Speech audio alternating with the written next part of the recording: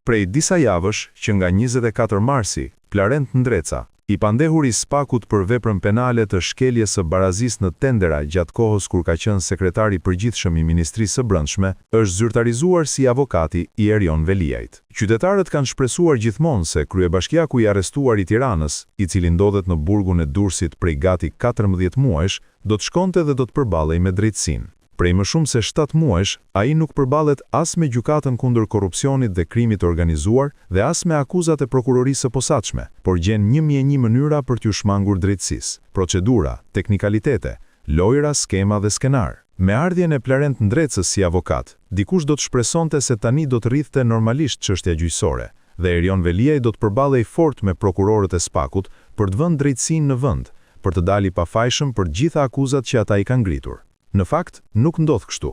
Duket se skema është edhe më e thellë se sa e para. Përveç shtyrjeve të seancave, ka dhe show në variantin kush po ja fut kujt dhe kush po fiton. Në asnjë vend të Europës perëndimore nuk ndodh që një avokat të jetë i pandehur dhe ai të vazhdojë detyrën. Minimalisht pezullohet deri në një vendim të formës së prerë të një gjykate, kurse me ligjin shqiptar, një individ mund të jetë i akuzuar nga Spaku, mund të arrestohet, të jetë me një masë të caktuar sigurie dhe shkon e mbron një klient tjetër, ushtron detyrën e avokatit. E paparë dhe e padëgjuar kjo, por gjithsesi, kështu janë ligjet në Shqipëri.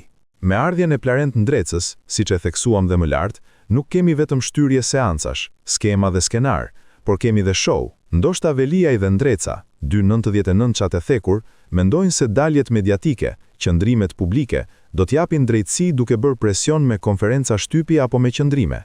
Gjithçka do të zgjidhet duke shantazhuar deri diku edhe drejtësinë. Në fakt, u pa edhe te seanca e fundit apelit në gjykatën kundër korrupsionit dhe krimit të organizuar. Vet kishte kërkuar Plarent Ndreca pezullimin e afateve të paraburgimit, vet kërkoi dhe shtyrjen.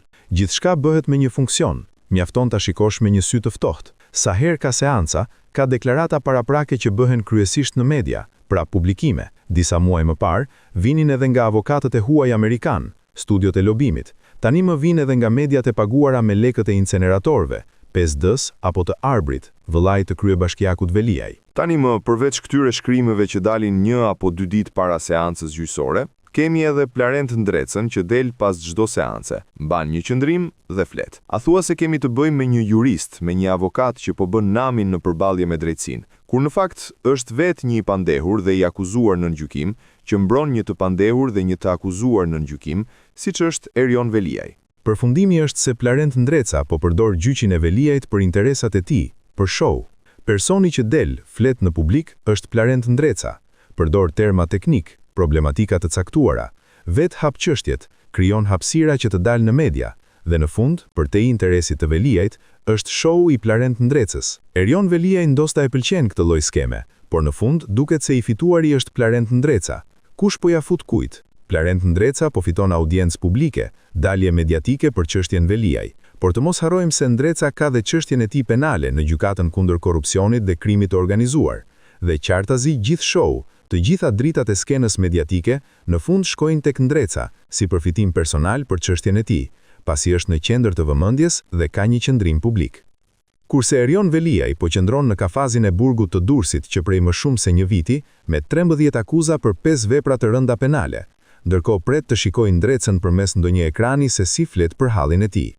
Në fakt, halli i Plarentit ndoshta është edhe më i madh, pasi duket se po kërkon të zgjidh problemin e tij më shumë se sa hallet e Zdromsit.